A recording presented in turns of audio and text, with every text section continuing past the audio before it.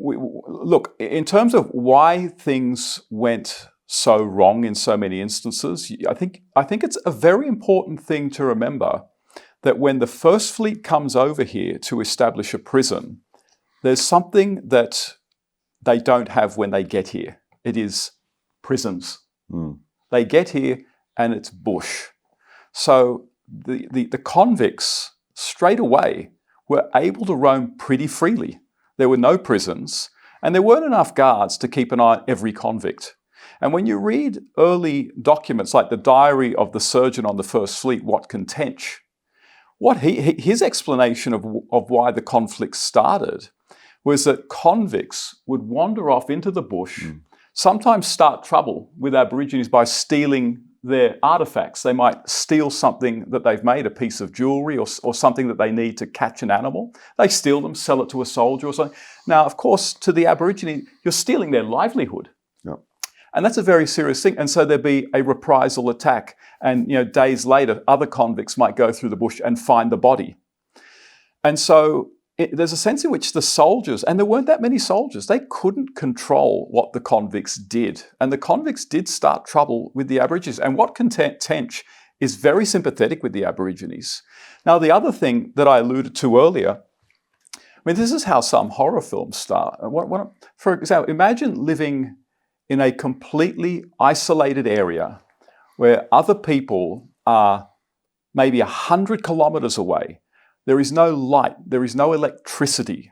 It is just maybe you, your wife, and a small child, and then you hear people starting to surround your house at night. What do? You are absolutely terrified. This is an age where you cannot call the police if you need help. It is an age where there actually are no police around near you. You've got to protect your family yourself. It's a terrifying state to be in.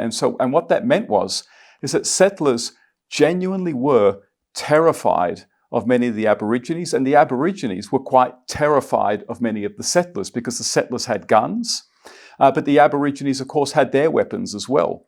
And it turned very quickly, particularly when the wool industry starts in the 1820s, and more land is being taken up by settlers with sheep, and sheep can grow from 500 to 900 within a year if things are going well, particularly in Australia. It was a booming industry.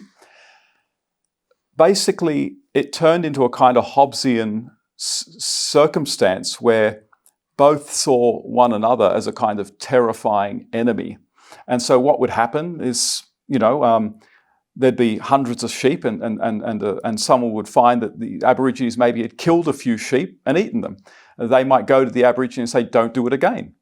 And then they, maybe a few weeks later, they find it's happened again. So maybe they will either shoot an Aborigine or shoot in the air or something like that. They'll do something like that. And then Aborigines might come back for a reprisal or revenge attack, and usually do something like set fire to the roof of the house. People run out and they start attacking them. This happens to a few people.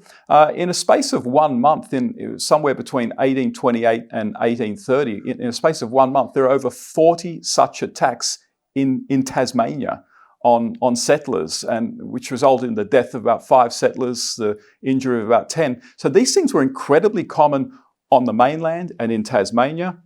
And so then what happens is, well, you're basically in a state of war with local Aborigines, and you can either wait for them to come to you, or you can go out and try to find them. And completely predictably and tragically, of course, there were killings.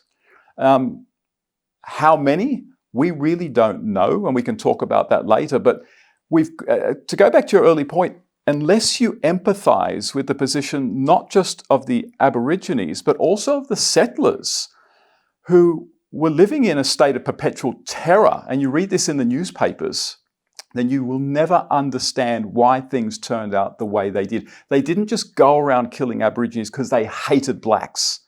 It wasn't that. A lot of them did. Some did. Oh, no, not some. A lot. But that's not why this started. This started because of the reasons I've just mentioned, and then that led to terrible attitudes.